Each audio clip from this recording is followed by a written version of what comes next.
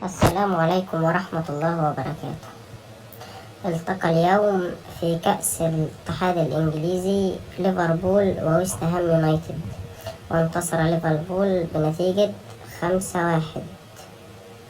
ودخل ليفربول المباراة بالتشكيل: في حراسة المرمى كليهير، خط الدفاع جوميز، كوانسا، برادلي، تسيميكاس، وفي خط النص إندو، جونز، جوتا، وفي الهجوم نونيز، فيدريكو كييزا، وجاكبو.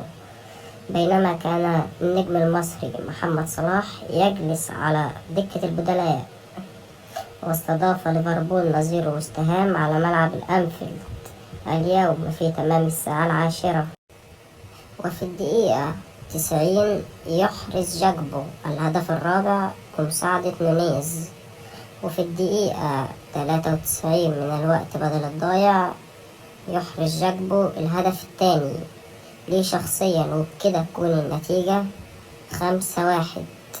وكان داخل أرن سلوت تشكيلة 4-2-3-1: في حراسة المرمى كليهير، خط الدفاع تسيميكاس، كوانسا، جوميز، برادلي، 2 ارتكاز في النص جونس وإندو، قدامهم 3 جاكبو وجوتا وكييزا، وفي الأمام نونيز. ودخل لوبيتيجي 4-2-3-1، وما كانش موفق في التشكيلة خالص عن طريق طرد اللاعب ألفاريز، والتبديلات كلها غير موفقة عشان ما عملتش أي تغيير في المباراة. وبكده يكون الفيديو بتاعنا انتهى.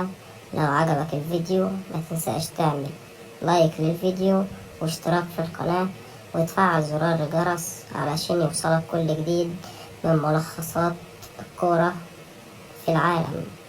يلا سلام.